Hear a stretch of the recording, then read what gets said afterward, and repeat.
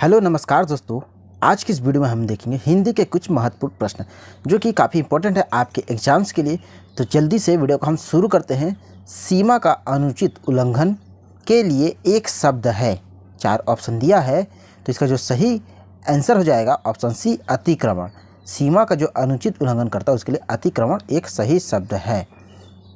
दोस्तों, अगर इस वीडियो में आप नए हैं तो चैनल को प्लीज़ सब्सक्राइब जरूर कर लीजिएगा, लाइक कीजिएगा और शेयर भी जरूर कीजिएगा।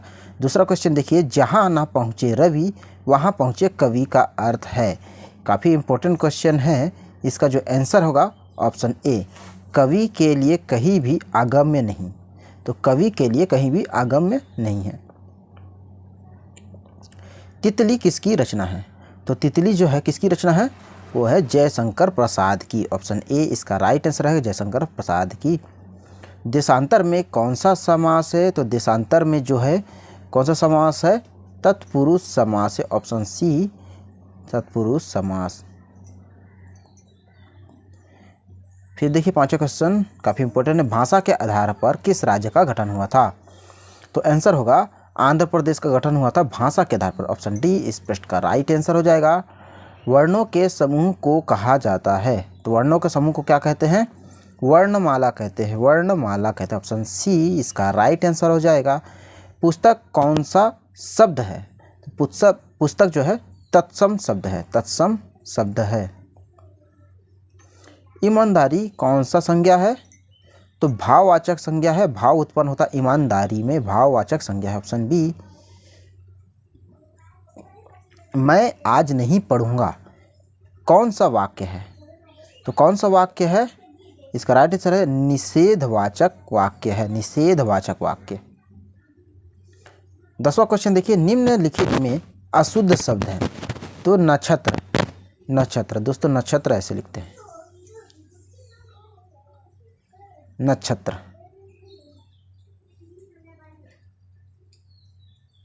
निम्नलिखित में से घर का पर्यायवाची शब्द नहीं है। तो घर का पर्यायवाची शब्द जो है पावक जो नहीं है। पावक किसका पर्यायवाची शब्द है? तो ये अग्नि का पर्यायवाची शब्द है।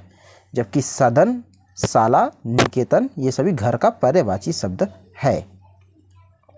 विशेषण कितने प्रकार के होते हैं? तो विशेषण जो है 4 प्रकार के होते हैं। और कौन कौन से होते हैं? तो संख्यावाचक विशेषण, परिणामवाचक विशेषण, गुणवाचक विशेषण और सर्वनामवाचक विशेषण। तो 4 प्रकार के विशेषण होते हैं। अध्यापक शब्द का स्त्रीलिंग रूप क्या है? तो अध्यापिका हो जाएगा। ऑप्शन ए इसका राइट आंसर। नेक्स्ट क्वेश्चन दिया है, दयानंद में प्रयुक्त संधि का नाम है। तो क्या नाम है? इसका जो राइट आंसर है ऑप्शन सी हो जाएगा, दीर्घ संधि। दयानंद में है दीर्घ संधि। इनमें से कौन स्वर संधि का उदाहरण है? तो स्वर संधि, पवन, ये जो है स्वर संधि का उदाहरण है। Option B. कार्य को नए ढंग से करने की पद्धति नवीनीकरण कहलाता है। नवीनीकरण कहलाता है। फिर चलिए नेक्स्ट क्वेश्चन को, भाषा शब्द संस्कृत के किस धातु से बना है? तो ये बना है भास शब्द से। ऑप्शन डी, भास शब्द से। इनमें से रस के कौन सा भेद है? तो रस का भेद है करुण। करुण जो है रस का भेद है। ऑप्शन ए इसका राइट आंसर है, करुण। हिंदी में मूलतः वर्णों की संख्या कितनी होती है? बार बार रिपीटेड क्वेश्चन है ये। देखिए 52 होती वर्णों की संख्या। ऑप्शन सी इसका राइट आंसर होगा, 52। पुरोहित में उपसर्ग है। तो ऑप्शन डी, पुरह। पुरोहित में ऑप्शन डी उपसर्ग है। इनमें से कौन सा भाववाचक संज्ञा है? तो बचपन जो है भाववाचक संज्ञा है। पाठशाला किस प्रकार का शब्द है? तो पाठशाला जो है यौगिक शब्द है। पाठ और शाला यौगिक शब्द है। 23वां क्वेश्चन देखिए, इनमें से किस शब्द में चंद्र बिंदु संबंधित अशुद्धियां हैं? तो आंसर है पहुँच। पहुँच में जो कि चंद्र बिंदु नहीं दिया हुआ है। आंगन, दांत और चांद, इसमें चंद्र बिंदु दिया हुआ है। इनमें से कौन सी जातिवाचक संज्ञा से भाववाचक संज्ञा बनाया गया है? तो आंसर होगा ऑप्शन ए, बूढ़ापा। देखिए बूढ़ा जो है वो जातिवाचक संज्ञा है। ठीक है, लेकिन इसमें जब पा जुड़ गया है तो बुढ़ापा हो गया, वो हो गया भाववाचक संज्ञा, बुढ़ापा।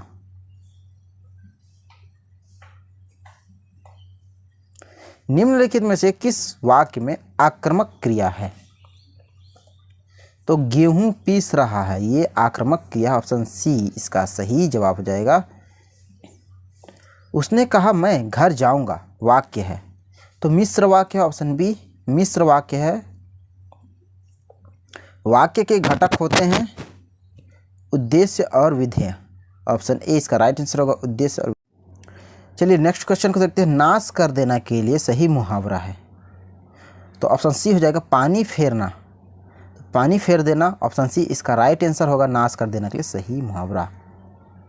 भ्रमर गीत के रचयिता है, तो कौन है? सूरदास है भ्रमर गीत के रचयिता, ऑप्शन सी सूरदास। प्राण प्रिय का सही समानार्थी शब्द बताइए, तो अर्धांगिनी, ऑप्शन डी प्राण प्रिय का सही समानार्थी अर्धांगिनी हो जाएगा। दिए गए विकल्पों में से मारुत का पर्यायवाची बताइए, तो मारुत जो है वायु का पर्यायवाची, ऑप्शन बी इसका राइट आंसर है। इनमें से कौन सा शब्द संज्ञा से बना हुआ विशेषण है?